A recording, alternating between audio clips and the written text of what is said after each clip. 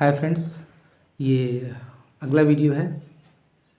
जिन लोगों ने भी देखा था, कमेंट किया था, उन्होंने कहा कि ये और वीडियो भेजिए आगे वाला। तो ये एक और कहानी है मेरी जो मैंने सुना था किसी से।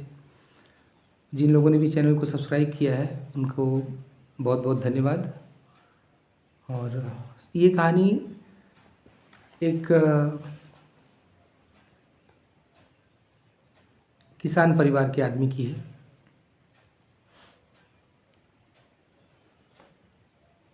काफ़ी पहले की बात है, मतलब वो पढ़े लिखे तो ज़रूर थे, एमए किए थे हिंदी से, और प्राइवेट स्कूल में हिंदी टीचिंग भी कराते थे। लेकिन गवर्नमेंट जॉब नहीं मिली, इसकी हताशा उनको थी थोड़ी बहुत। कोशिश भी किया था उन्होंने एक दो बार, कुछ नहीं मिला तो फिर खेती करने लगे। और काफ़ी मवेशियों को जिला रखा था उन्होंने, भैंस भैंस जिला रखे थे। उन्होंने कहा था कि जितना एक प्राइमरी का टीचर प्राइमरी स्कूल में पढ़ा के कमाएगा, मुझे प्राइमरी की नौकरी नहीं मिली तो क्या हुआ, मैं उतना भैंस रख करके इसका दूध बेच करके मैं उतना पैसा कमाऊंगा। ठीक ही थे। और उनके पास लगभग 8-10 भैंसें थी कुल मिला के।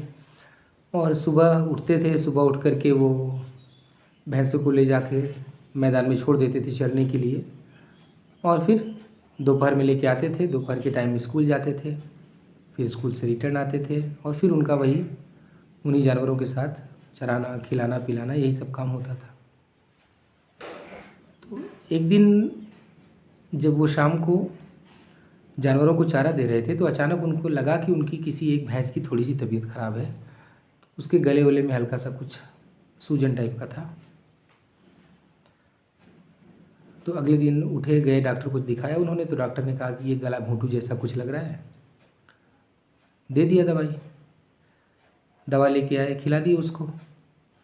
दवा खिलाने के बाद उस भैंस को तो छोड़ दिया उन्होंने वहीं, क्योंकि उसकी तबीयत ख़राब थी। बाकी भैंसों को ले गए चराने के लिए।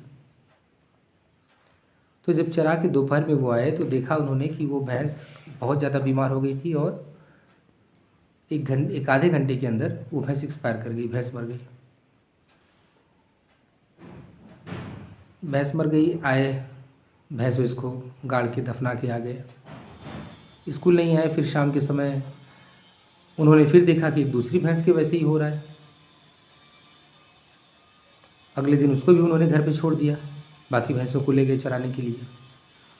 तो वहाँ जब भैंसें चर रही थी तो तब तक घर से ये सूचना गई कि वो जो तबीयत ख़राब थी जिस भैंस की, वो भैंस मर गई। तो दौड़ते हुए वहाँ से आए यहाँ देखने के लिए कि क्या हो गया इसको। ये भैंस मर गई थी। फिर इसको दफनाने का काम शुरू किया। ये सब करते करते जिन भैंसों को चरा रहे थे उनमें से 2 भैंसें और ज़मीन पे गिर गई। उन दोनों भैंसों को ले गए, दिखाए क्या हुआ है।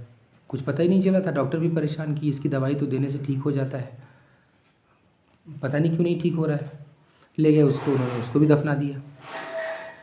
तो ऐसे करके लगभग 2 दिनों के अंदर उनकी 8-9 भैंसें, 10 थी उनके पास आई थिंक, जो भी मैंने शुरू में बताया वो 8-10, तो उनकी एक भैंस बची, बाकी सारी की सारी भैंस उनकी मर गई। काफ़ी घर वाले परेशान। भाई जो जिलाते हैं जानवरों को वो बहुत प्यार भी करते हैं, बहुत रोते भी हैं। घर वाले एकदम परेशान, उनकी भी हालत ख़राब एकदम। दवा भी कराया उन्होंने, फिर भी ठीक नहीं हुआ।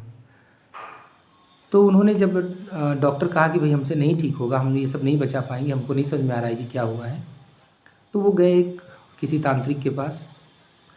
तो उस तांत्रिक ने कहा कि देखिए आपके भैंस पर किसी ने कुछ कर दिया है। अब कुछ कर दिया है मतलब कि कोई भूत प्रेत यही सब होगा, किसी ने कुछ कर दिया है, बोल दिया। तो कहन कैसे ठीक होगा। कहन कि भाई इसको ठीक करने के लिए प्रयास किया जाएगा। तो बाहर से इन्होंने उस तांत्रिक को बुलाया था। तो वो तांत्रिक आया। तो वे देखिए गांव में एक डीह बाबा होते हैं, और गांव वालों का ये मानना है कि जो डीह बाबा होते हैं वो पूरे भूतों के सरदार होते हैं। डीह बाबा पूरे भूतों के सरदार होते हैं, गांव में कोई भी भूत अगर एंट्री करेगा तो बिना डीह बाबा की परमिशन के वो गांव में किसी को टच नहीं कर सकता है। तो भूत ऊत झाड़ने वाले सबसे पहले डीह बाबा को मनाते हैं, डीह बाबा मान जाएंगे तो बाकी लोग बाकी जो है वो सब व्यवस्था होगा। तो पहले डीह बाबा की पूजा की गई, तो डीह बाबा को मनाया होगा उस तांत्रिक ने किसी तरीके से। उसके बाद फिर और भी उसने सब अपना तामझाम फैलाया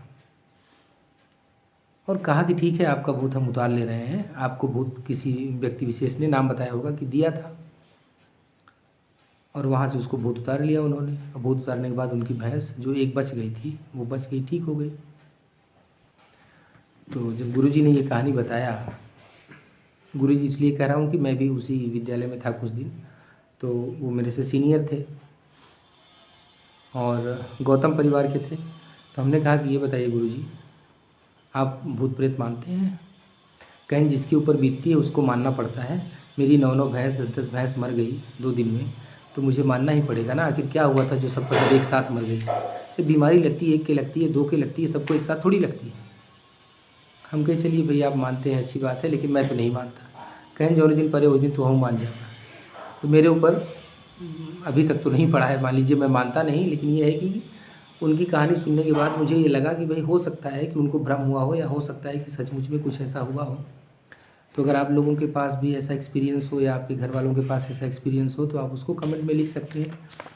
सही लगता है कि झूठ लगता है, जो भी बात है उसको कमेंट ज़रूर किया करिए, और थोड़ा सा नाम मेंशन कर दीजिए। मुझे दिक्कत होती है पहचानने में कौन बच्चा है या कौन आदमी है। तो धन्यवाद, इतना ही आज की वीडियो में।